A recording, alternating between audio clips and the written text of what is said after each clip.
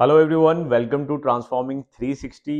नमस्कार। आज बहुत दिनों बाद आपके साथ एक नई जगह से कनेक्ट हुए हैं और एक बहुत ही इम्पोर्टेंट नए सब्जेक्ट के साथ।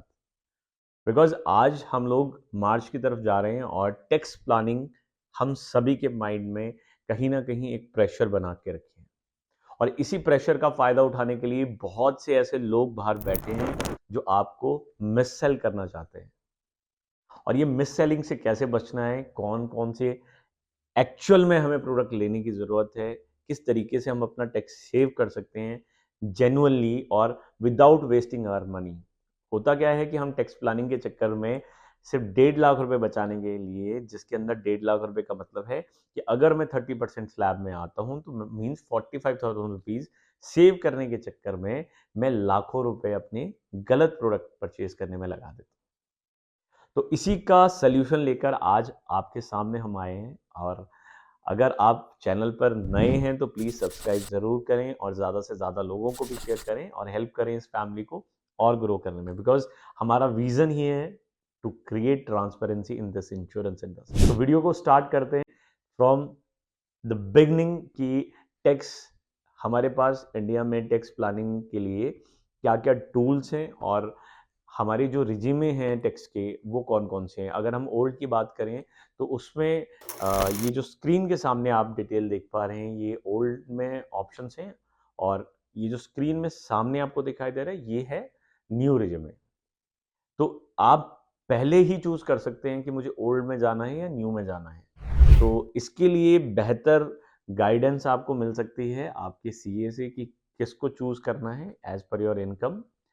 बट अगर हम बात करें टैक्स प्लानिंग की, टैक्स सेविंग की, तो क्या क्या टूल्स हैं जिनके हेल्प से हम लोग अपना टैक्स बचा सकते हैं। तो सबसे पहले आता है इंश्योरेंस, दैट मीन्स प्रोटेक्शन। तो इंश्योरेंस को सेव करने के लिए जो डिफरेंट डिफरेंट ऑप्शंस अवेलेबल हैं हमारे पास as per the tax law, वो पहला है दैट मीन्स इंश्योरेंस और इन्वेस्टमेंट।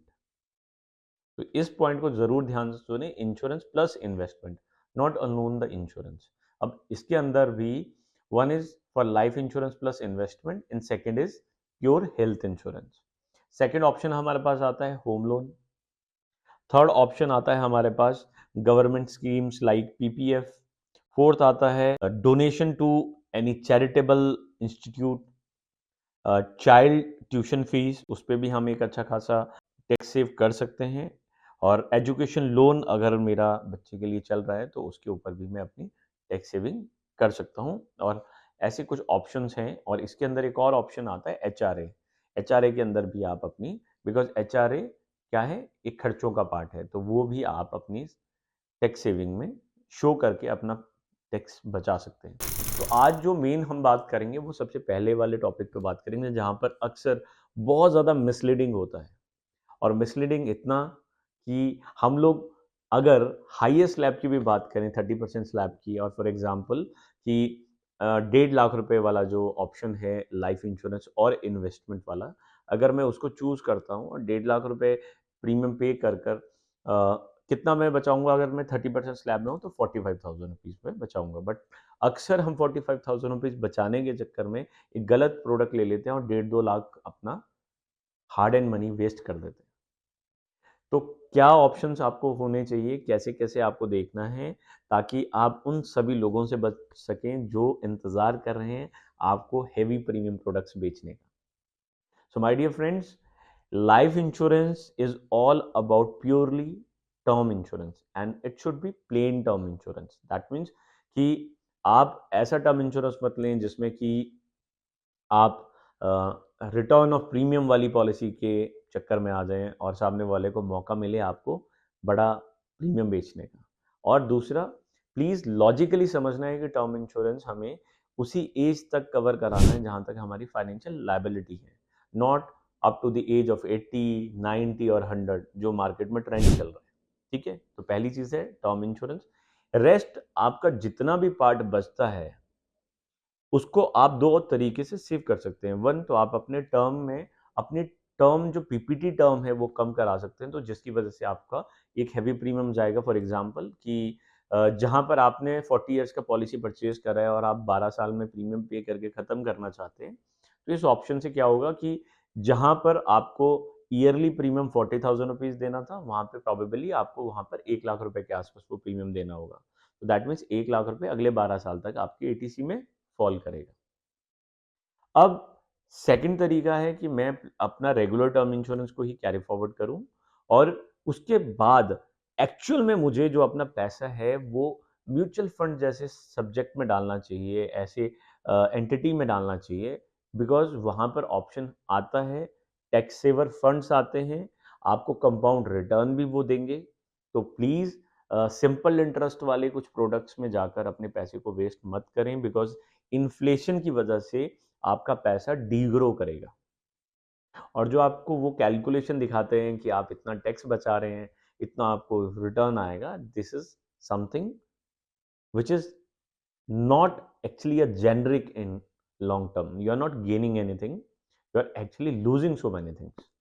So my advice कि आप जब पहला वाला 1.5 लाख रुपए वाला स्लैब देखते हैं तो उसके अंदर पहली प्रायोरिटी आप अपनी टर्म इंश्योरेंस को दीजिए और रेस्ट आप अपना फंड डालिए टैक्स सेवर फंड्स में और वहां से अपनी एलिजिबिलिटी को बैलेंस करें। ये मेरा एडवाइस है। हाँ, अगर आपको लगता है कि आप ज़्यादा रिस्क नहीं लेना चाहते तो पीपीएफ की तरफ जा सकते हैं, बट अगेन पीपीएफ का return is not more than 8% and still it's not compounding. तो जब आपके पास ऑप्शन ज़्यादा अच्छे हैं, 12% 15% का ऑप्शन है, तो आई एनकरेज यू कि आप उस तरफ जाएं, सोचें अपने बारे में। सेकेंड, अगर हम ऑप्शन की बात करते हैं तो that is comes for health insurance. अब हेल्थ इंश्योरेंस में बहुत कंफ्यूजन रहता है कि अगर मैं अपने लिए प्रीमियम पे करता हूँ तो कितना मुझे बेनिफिट मिलेगा, अगर मैं पेरेंट्स के लिए करता हूँ तो कितना मिलेगा। तो इसमें बड़ा सिंपल है कि अगर आप अपने लिए पॉलिसी परचेज कर रहे हैं या अपनी फैमिली, मतलब कि हस्बैंड वाइफ और किड्स, दुर्भाग्यपूर्ण है हमारे भारत में आज इंश्योरेंस कंपनी फैमिलीज को न्यूक्लियर लेवल पे देखती हैं। अगर आप इस फैमिली के लिए पॉलिसी, अपनी इमीडिएट फैमिली के लिए पॉलिसी परचेज कर रहे हैं, तो आप 25,000 रुपीज तक मैक्सिमम सेव कर सकते हैं अगर आपकी एज लेस देन 60 है। अगर आपकी एज ग्रेटर देन 60 है तो आप 50,000 रुपीज तक सेव कर सकते हैं। सेकंड केस है, अगर आपके पेरेंट्स, आपकी एज फॉर एग्जांपल 35 40 है और आपके पेरेंट्स की एज ग्रेटर देन 60 है, 60 या ग्रेटर देन 60, दैट मीन्स अगर वो सीनियर सिटीजन कैटेगरी में फॉल करते हैं तो आप एग्जैक्टली 50,000 रुपीज एडिशनली अपने लिए टैक्स प्लानिंग कर सकते हैं। अगर उनकी एज लेस देन 60 है तो आपको मिलेगा 25,000 रुपीज।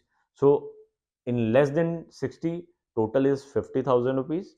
अगर पेरेंट्स की एज ग्रेटर देन 60 और 60 है तो आपको जो टोटल मिलेगा 75,000 रुपीज तक का आप टैक्स सेव कर सकते हैं। अब यहाँ पर एक बड़ी कंफ्यूजन और है हेल्थ इंश्योरेंस को लेकर कि अगर हम लॉन्ग टर्म पॉलिसी लेते हैं, दैट मीन्स कि 3 इयर्स के लिए प्रीमियम पे करते हैं, तो उस सिचुएशन में हमारे टैक्स को कैसे उसका कैलकुलेशन होगा। बड़ा सिंपल है, बहुत ज़्यादा कंफ्यूजन है मार्केट में, बहुत ज़्यादा मिथ है। तो मैं आपको बड़ा सिंप्लीफाइड करता हूँ कि फॉर एग्जाम्पल कि आपका प्रीमियम है 30,000 रुपीज़ ईयरली, ठीक है। अगर हम 3 इयर्स के लिए नेचुरली रेगुलरली पे कर रहे हैं 30,000 30,000 30,000, तो it comes to 90,000 rupees. But जबकि मैंने अगर चूज किया है बाय पेइंग सिंगल टाइम कि मैं चाहता हूँ कि 3 साल का प्रीमियम मैं एक साथ देना चाहता हूँ, तो दैट कम्स टू 90,000 रुपीज़। अगर मैं कलेक्टिवली देखूँ तो अब इंश्योरेंस कंपनीज कहती हैं कि हम 3 साल के प्रीमियम में आपको एक डिस्काउंट देते हैं। तो उस डिस्काउंट से ऑलमोस्ट हम मान के चलते हैं कि मेरे को सेकेंड ईयर और थर्ड ईयर पे, अमूमन सेकेंड ईयर और थर्ड ईयर पे कंपनीज डिस्काउंट ऑफर करती हैं और कुछ कंपनीज हैं जो टोटल 3 इयर्स पे भी देती हैं। अगर सेकेंड ईयर और थर्ड ईयर पे देती हैं तो उसका कैलकुलेशन कैसा होता है, तो फर्स्ट ईयर का मेरा प्रीमियम था 30,000 रुपीज। अब मैंने 3 साल का प्रीमियम एक साथ पे किया है, तो लेट अस एज्यूम कि कंपनी ने मुझसे 80,000 रुपीज चार्ज किया आफ्टर डिस्काउंट, राइट। सो अब इसका कैलकुलेशन कैसे होगा, 30,000 रुपीज फर्स्ट ईयर पे एग्जैक्टली मेरा कंसिडरेबल होगा, बट मेरी लिमिट है 25,000, ठीक है। बट मैं डालूंगा कि I had paid a premium of 30,000, but वो कैलकुलेशन में 25,000 ही आएगा। अब जो रेस्ट ऑफ द 80,000 से 30,000 रुपये मेरा ऑलरेडी फर्स्ट ईयर यूज हो चुका है, तो 50,000 रुपये बचता है। बिकॉज सेकेंड और थर्ड ईयर पे मुझे डिस्काउंट मिला था, तो 50,000 डिवाइड बाई 2, तो 25,000 रुपये for second year, 25,000 for third year. तो ये कैलकुलेशन है। अगर इन केस कोई कंपनी आपको एक साथ 3 साल के प्रीमियम पे डिस्काउंट देती है, फॉर एग्जांपल आपका प्रीमियम अगेन 50,000 रुपीज़ है, थोड़ा ताकि कंफ्यूजन ना हो तो डिफरेंट एग्जांपल लेते हैं, और अब 3 साल का देख रेगुलर पे करते तो 1.5 लाख पे करना पड़ता, बट लेट अस अज्यूम कि 10% कंपनी ने आपको टोटल डिस्काउंट दे दिया, तो 50,000 multiply by 3, that means 1.5 lakh रुपए, 1.5 लाख रुपए का 10% मतलब 15,000 रुपये आपको डिस्काउंट मिला। दैट मीन्स अब आपके को जो प्रीमियम कंपनी को फाइनली आपने पे किया 3 इयर्स का, वो किया 1,35,000 रुपये। अब जो आपकी कैलकुलेशन होगी इस पर्टिकुलर सिनारियो में, वो होगी 1,35,000 डिवाइड बाई 3 इयर्स का हम देख रहे हैं, तो it comes to 45,000 rupees each year. तो ये कैलकुलेशन इस तरीके से होगी। अब हम फिर वापस आते हैं लाइफ इंश्योरेंस की पॉलिसीज में। तो यहाँ पर बहुत से लोग आपको अट्रैक्ट करने के लिए यूलिप प्लान सजेस्ट करेंगे, इन्वेस्टमेंट प्लान सजेस्ट करेंगे, रिटायरमेंट प्लान सजेस्ट करेंगे। सो मैं अक्सर एक ही चीज़ आप सभी से एनकरेज करता हूँ, we are dealing with every life insurance company, but मेरी प्रेफरेंस कभी भी टर्म इंश्योरेंस के अलावा किसी भी प्रोडक्ट में लाइफ में नहीं रहती। तो मैं पर्सनली ये बिलीव करता हूँ कि जहाँ पर कंपाउंड रिटर्न नहीं है, जहाँ पर कंपाउंड इंटरेस्ट नहीं है, वहाँ पर इन्वेस्टमेंट करने का कोई लॉजिक नहीं बनता। सो प्लीज़ आपको समझना पड़ेगा कि बाहर बेचने वाले बहुत से लोग बैठे हुए हैं और वो इंतज़ार कर रहे हैं कि कब आप एक थ्रस्ट शो करें कि मुझे टैक्स प्लान करना है, टैक्स सेविंग करनी है, और वो उसका फ़ायदा उठा सकें। ये आपका अपना पैसा है, इसके बारे में सोचना भी आपको पड़ेगा। मैं सिर्फ आपको गाइड कर सकता हूँ। अगर आपको वीडियो अच्छा लगा तो ज़्यादा से ज़्यादा लोगों तक शेयर करें और बने रहें for more updates. Keep sharing your valuable blessings to us, और इसी तरीके से अपना प्यार हमारे साथ बनाए रखें, और हम आशा करते हैं कि ये सफ़र बहुत लंबा होगा, बहुत प्रोग्रेसिव होगा, और बहुत ही जल्दी हम एक नई अनाउंसमेंट के साथ आपके साथ जल्दी मिलेंगे। And looking forward for your valuable blessing. Thank you so much.